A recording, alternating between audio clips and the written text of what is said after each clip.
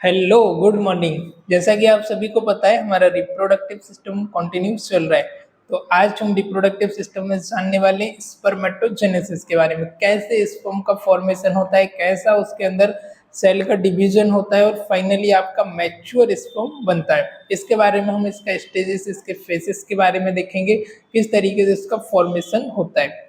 Then हम इसके बारे में देखेंगे कि इसका स्ट्रक्चर कैसा होता है, स्पर्म का स्ट्रक्चर किस तरीके से होता है, इसका एनाटॉमी क्या है, इसका एंड फिजियोलॉजी क्या है। तो let's begin start today's lecture. आज के लेक्चर को हम शुरू करते हैं। हमारा फिर वही reproductive system, male reproductive system, right. तो चलिए आज हम देख लेते हैं हमारा स्पर्मेटोजेनेसिस, है ना, मतलब कि स्पर्मेटोजेनेसिस, स्पर्म का फॉर्मेशन, कैसे इसका फॉर्मेशन हो रहा है, कैसे मल्टीप्लिकेशन, कैसे इसकी ग्रोथ होती है। तो ये दो फेसेस में होता है मेनली। कितना फेस में? टू फेस में। कितना? टू फेस में। फर्स्ट आ जाता है आपका फेस स्पर्मेटोसाइटोजेनेसिस। क्या है? स्पर्मेटोसाइटोजेनेसिस। सेकेंड फेस होती है आपकी स्पर्मियोजेनेसिस। कौन सा? Spermatocytogenesis, then second spermiogenesis. तो ये टू फेज में कंप्लीट होता है, राइट। तो इस पर हालांकि होता क्या है आपका स्पर्मेटोजेनेसिस, क्या होता है? Production of the mature male gamete. Mature आपके जो मेल गैमेट है उनका प्रोडक्शन होना, it is known as the spermatogenesis. Genesis होना मतलब और प्रोड्यूस होना और जनरेट होना, है ना। जेनेसिस वर्ड जहाँ भी आता है, स्पर्मेटोजेनेसिस, गैमेटोजेनेसिस, oogenesis मीन्स आपका और आपका जनरेट होना और प्रोड्यूस होना, it is known as the genesis, right. और उसके पहले क्या लगा है आपका? जेनेसिस के पहले आपका वर्ड आ रहा है स्पर्मेटो, स्पर्मेटोजुआ या स्पर्म। तो यहाँ पर हम क्या ले सकते हैं? Production of the mature male gamete. जो आपके मेल गैमेट होते हैं, स्पर्म होते हैं, उनका प्रोडक्शन होना, it is known as the spermatogenesis. और एक दिन में इनकी जो क्वांटिटी है वो लगभग आपके 200 से 300 मिलियन आपके पर डे होती है। प्रतिदिन आपके 200 से 300 मिलियन स्पर्म आपके प्रोड्यूस होते हैं, आपके स्पर्म जनरेट होते हैं। कहाँ पर होते हैं? आपके जो मेल का टेस्टिस होता है उसमें आपके जनरेट होते हैं। मेल के टेस्टिस के बाद फिर आ जाते हैं मैच्योरेशन के लिए। हमने देखा था मेल के टेस्टिस के स्ट्रक्चर अर्लियर लेक्चर में। इसमें क्या था आपका? इपिडिडाइमिस। इपिडिडाइमिस में आ जाते हैं मैच्योरेशन होने के लिए। सबसे पहले कहाँ पर होते हैं जनरेट? आपका सेमिनिफेरस ट्यूब्यूल के अंदर होते हैं। उसके बाद मेल टेस्टिस में आपके मैच्योरेशन के लिए आ जाते हैं आपके इपिडिडाइमिस में। इपिडिडाइमिस के बाद सेमिनिफेरस ट्यूब्यूल से जनरेट होते हैं। फिर site of the sperm and seminiferous tubule क्या होती है? एक साइट होती है स्पर्म को प्रोड्यूस करने की। इसकी जो लूप होती है, इसकी जो बॉल होती है, वो क्या होती है? एक साइट होती है, लोकेशन होती है जहाँ पर आपके स्पर्म प्रोड्यूस होते हैं। कहाँ पर? Ball of the seminiferous tubule. Seminiferous tubule की जो बॉल होती है वहाँ पर आपके स्पर्म का प्रोडक्शन होता है, वहाँ पर से इनका जनरेशन शुरू होता है ना। इसके बाद क्या बनते हैं? Primary germ cell. बाद में क्या बनते हैं? ये प्राइमरी जर्म सेल होते हैं। प्राइमरी जर्म सेल से बाद में इनका डुप्लीकेशन होता है और इनका ग्रोथ और डेवलपमेंट होता है। Various stage of the development, अलग अलग स्टेजेस पे इनका डेवलपमेंट होता है। डेवलपमेंट होने के बाद form the immature germ cell known as the spermatid. जो एक इमेच्योर जर्म सेल को फॉर्म करते हैं उस सेल को ही हम स्पर्मेटिड बोलते हैं, राइट। तो आई होप आपको इतना समझ आया होगा। एक बार और रिपीट कर लेते हैं। इनका प्रोडक्शन कहाँ से होता है? स्पर्मेटोजेनेसिस एक प्रोसेस होती है जो कि आपके स्पर्म को प्रोड्यूस करती, स्पर्म को जनरेट करती है। स्पर्म क्या होते हैं? आपके मेल गोनेट्स होते हैं, आपके मेल गैमेट होते हैं। इनकी क्वांटिटी होती है एक दिन में 200 से 300 मिलियन पर डे। कहाँ होते हैं? आपके मेल के टेस्टिस में होते हैं। मेल के टेस्टिस में कहाँ पर मैच्योरेशन होता है इनका? इपिडिडाइमिस में जनरेट होते हैं सेमिनिफेरस ट्यूब्यूल से। सेमिनिफेरस ट्यूब्यूल में भी कहाँ पर होते हैं? साइट ऑफ द प्रोडक्शन होती है एक सेमिनिफेरस ट्यूब्यूल। इसकी जो बॉल होती है सेमिनिफेरस ट्यूब्यूल की, वहाँ पर ये जर्म सेल बनते हैं। जर्म सेल अपने अपने अलग अलग वेरियस स्टेज में इनका डिवीजन हो जाता है, इनका डेवलपमेंट होता है। डेवलपमेंट होने के बाद ये पूरी तरीके से एक फॉर्म जर्म सेल का फॉर्मेशन करते हैं, मैच्योर जर्म सेल का। इनको ही हम क्या बोलते हैं? स्पर्मेटेड। फिर इनका मैच्योरेशन होता है, उसके बारे में हम आगे समझने वाले हैं। So let's talk about the spermatocytogenesis. First phase के बारे में हम बात करेंगे। तो फर्स्ट फेज में क्या होता है? आपकी एक जो आपका सेल होता है जर्म सेल, इससे आपके 4 सेल का मल्टीप्लिकेशन होता है। कितने सेल का? 4 सेल का। 4 स्पर्मेटेड इमेच्योर सेल का आपका मल्टीप्लिकेशन, डुप्लीकेशन होता है। किससे? एक जर्म सेल से। फिर सेकेंड फेज में क्या आता है, one cell maturation and differentiation. फिर क्या होता है, ये सेल का मैच्योरेशन होता है और इनका डिफरेंशिएशन होता है, मतलब कि जो आपका सेल का आपका स्पर्मेटेड सेल है, इमेच्योर सेल, इनका फॉर्मेशन हुआ तो इसका मैच्योर होता है, ये बाद में परिपक्व होते हैं, ये पूरी तरीके से मैच्योरेशन के लिए रेडी होता है। फिर क्या आता है आपका प्राइमरी स्पर्मेटोगोनियम टाइप ए, इसका डिवीजन किसमें होता है, प्राइमरी स्पर्मेटोगोनियम टाइप ए और टाइप बी ना, टाइप ए और टाइप बी आपस में इसमें क्या होता है, डुप्लीकेशन होता है। फिर आपका प्राइमरी स्पर्मेटोगोनियम टाइप ए से क्या बनता है आपका सेकंड, जो आपका फेस होता है, सेकंड प्रोसेस होता है मिटोसिस की प्रोसेस होती है। मिटोसिस के आपके फेस में क्या होता है, प्राइमरी स्पर्मेटोसाइट का एक सेल जनरेट होता है, कितना, प्राइमरी स्पर्मेटोसाइट का एक सेल बनता है।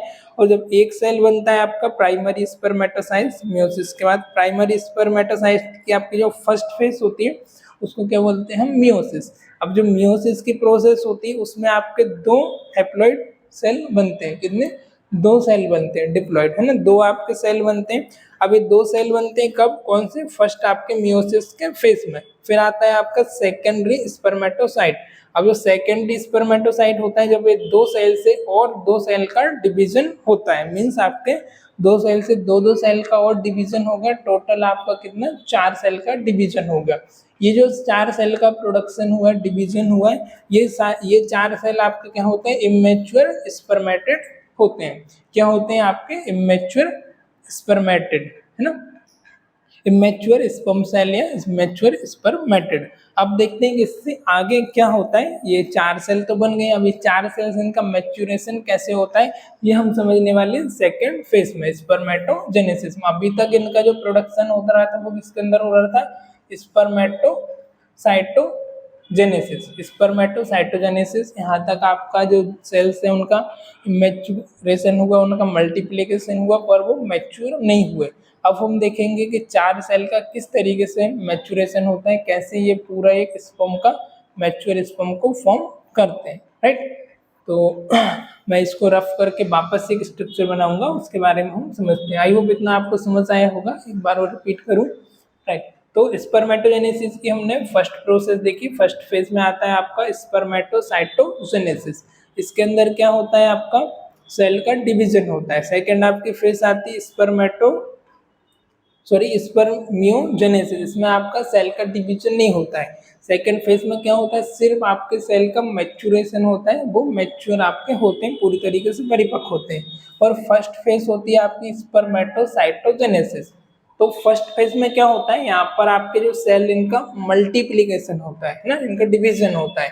तो फर्स्ट आपका एक जर्म सेल होता है, एक जर्म सेल से कितने सेल्स जनरेट होते हैं आपके, चार। चार कौन से, स्पर्मेटेड इमेच्योर सेल का जनरेट होता है। चलिए आइए देखते हैं कैसे होता है।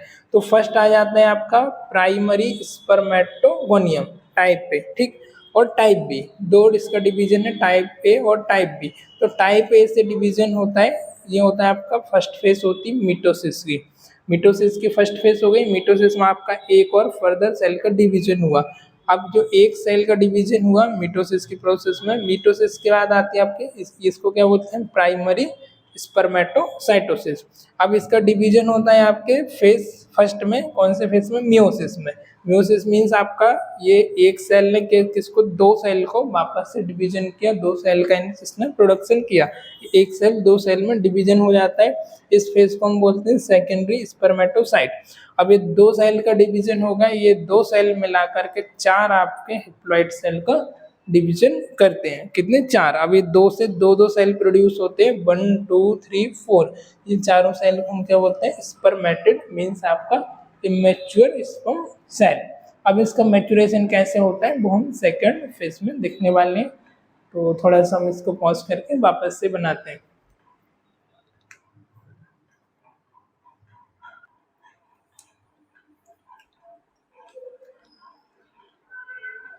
So now we are talk about the second phases of the spermiogenesis. Second phase आपकी spermiogenesis में क्या होता है, ये कैसे होती है।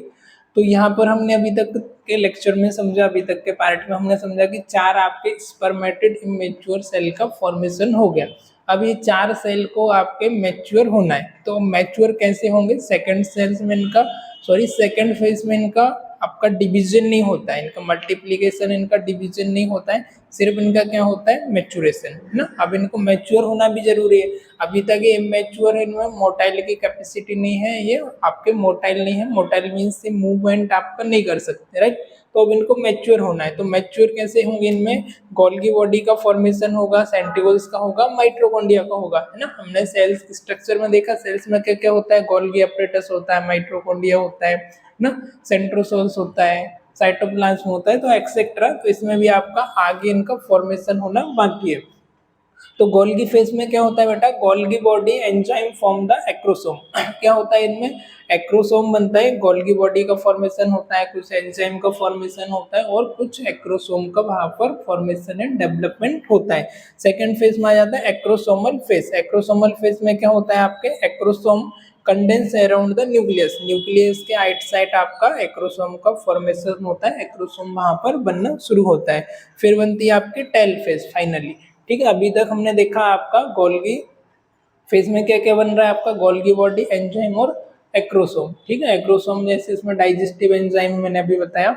उसके बाद एक्रोसोमल फेज में क्या क्या बन रहा है आपका? Acrosome condense around the nucleus, nucleus के अराउंड आपका क्या हो रहा है? एक्रोसोम का फॉर्मेशन हो रहा है, राइट। तो और फिर आ जाता है आपका टेल फेज, मतलब आपका तीसरा फेज। थर्ड फेज में क्या होता है? टेल, टेल मीन्स इसका जो पूंछ वाला पार्ट है, नीचे वाला पार्ट, यहाँ से आप देख रहे होंगे, यहाँ से लेके यहाँ तक का पार्ट का भी फॉर्मेशन होगा। तो इसमें क्या होगा आपका? Centrioles elongate to form the tails, आगे जो आपका सेंट्रियोल से एलोंगेट करेगा, आगे की तरफ जाएगा और आपके टेल मीन्स आपके पूंछ का फॉर्मेशन करेगा। फिर फोर्थ फेज, चौथा नंबर का जो फेज, उसमें क्या होता है? मैच्योरेशन, मैच्योरेशन फेज होता है, loss of the excess cytoplasm from. अब इसमें क्या होता है? एक्सेस जो भी साइटोप्लाज्म है उसका लॉस करता है, उसको हटा देता है और फर्दर मैच्योरेशन के लिए फुल तरीके से मैच्योर होता है, मोटाइल करने के लिए अपना पूरी तरीके से मैच्योर हो जाता है, फॉर्म नॉन मोटाइल स्पर्म, है ना। अब ये आपका पूरी तरीके से फॉर्मेशन तो हो गया, पर इसमें मोटाइल नहीं होता। मोटाइल मीन्स ये क्या होता है? आपका फ्लूइड में मूवमेंट नहीं करता, है ना। अब इसका काम होता है जैसे टैडपोल रहता है ना, वो पानी में ऐसे ऐसे करके स्विंग करता है, तैरता जाता है ऐसा। तो इसमें क्या होता है? आपका स्विंग करने की, तैरने की कैपेसिटी नहीं होती, किसमें? आपके स्पर्म के अंदर ना, आपके सीमन के अंदर ये तैर नहीं पाता है। जो सीमन आपका एक विस्कस फ्लूइड होता है वाइट कलर का, है ना, कलर वाइट कलर का आपका विस्कस फ्लूइड होता है, चिपचिपा, तो उसके अंदर ये तैर नहीं पाता है। अब इसको तैरने के लिए क्या करना होता है? जैसे हमने देखा, इसका फॉर्मेशन हो रहा है आपका सेमिनिफेरल ट्यूब्यूल्स के ल्यूमन से, इसकी बॉल से इसका फॉर्मेशन हो रहा है। तो वहां से मूव करके कहाँ पर आता है? आपका इपिडिडाइमिस में। इपिडिडाइमिस में इसको टाइम स्पेंड करता है, वहां पर कुछ समय के लिए स्टोरेज होता है, टेम्परेरी वहां पर स्टोरेज होता है 7 से 8 डेज के लिए। तो उस दौरान क्या होता है? इस ड्यूरेशन में ये क्या होता है? वहां पर मैच्योर होता है, फर्दर मैच्योर होता है। मैच्योर होता है किसके लिए? मोटाइल के लिए, है ना, मोटाइल, ताकि वो प्रॉपर तरीके से मूव कर सके और फर्दर आपकी जो फीमेल के आपके फैलोपियन ट्यूब है वहां तक ये जा सके, राइट। वहां तक ये जाएगा तो फिर आगे ये इम्प्लांट करेगा, प्रेगनेंसी को कंसीव करेगा। यदि वहां तक नहीं पहुंच पा रहा है तो फिर ये डेड हो जाएगा। जैसे कि मैंने बताया आपको, 2 से 3 मिलियन सेल्स आपके होते हैं एक दिन में फॉर्मेशन। तो जैसे आपका वेजाइना में सेक्सुअल एक्टिविटी के टाइम पर आपका इजेकुलेशन होता है, इजेकुलेट करने के बाद 24 आवर आपके वेजाइना में रिमेन रहते हैं, 24 आवर तक रिमेन रहते हैं। और कुछ सेल्स अभी इसमें से हेल्दी नहीं रहते, कुछ अनहेल्दी रहते हैं, कुछ स्पर्म हेल्दी रहते हैं, कुछ में मोटाइल कैपेसिटी होती है, कुछ में नहीं।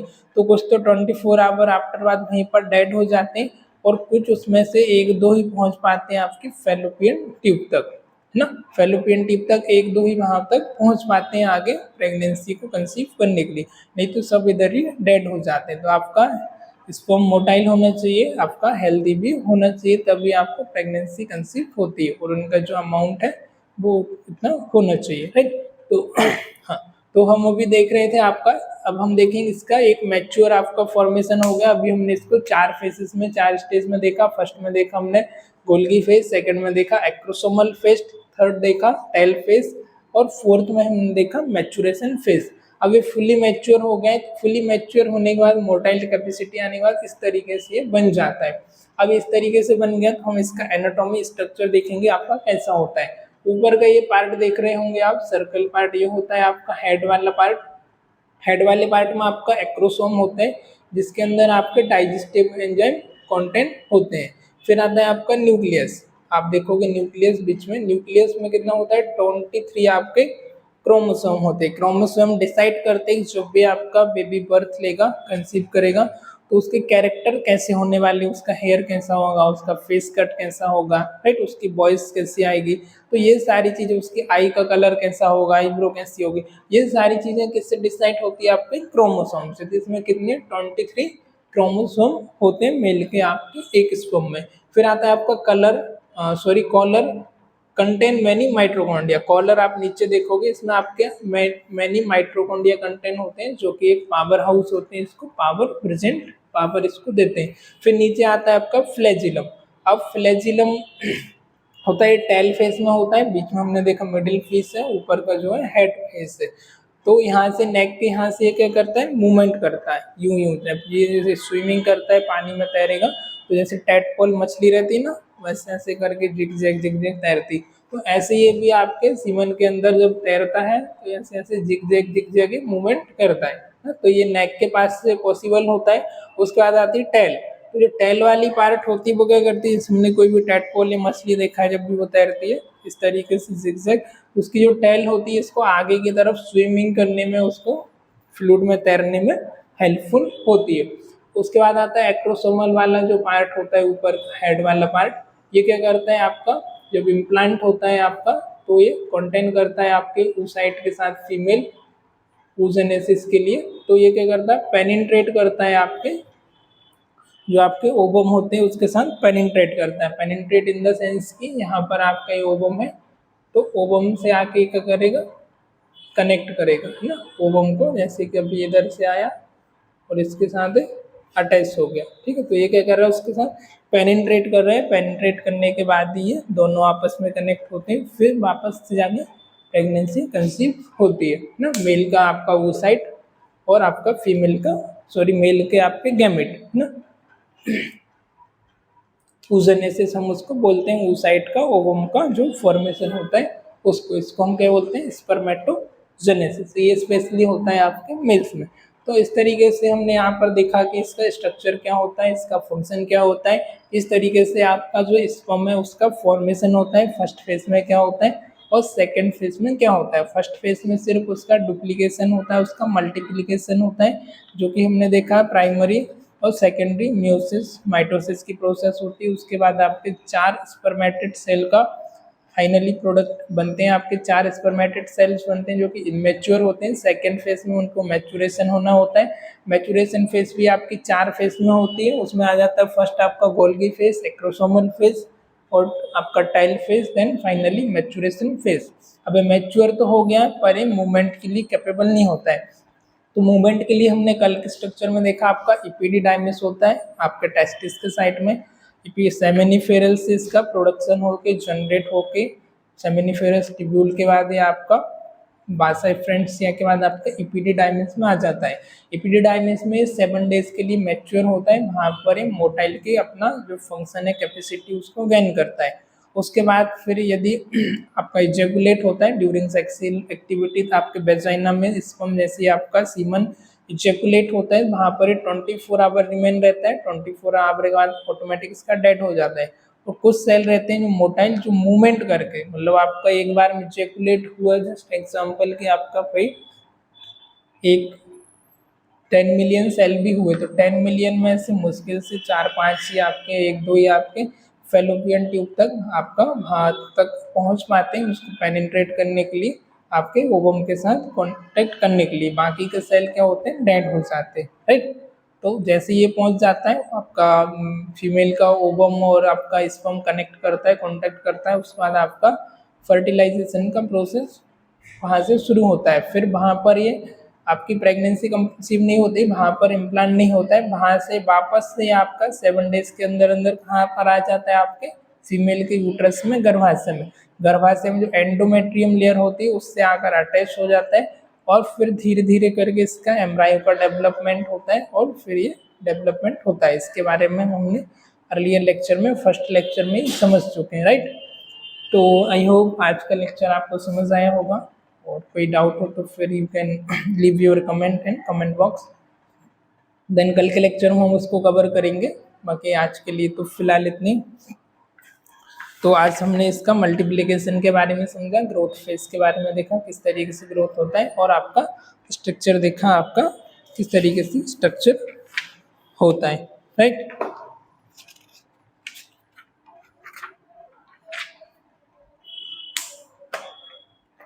चलिए आज के लेक्चर में इतने ही, मिलते हैं किसी अगले लेक्चर में। तब तक के लिए goodbye, take care, healthy रहिए, अपनी सेहत का ध्यान रखिए।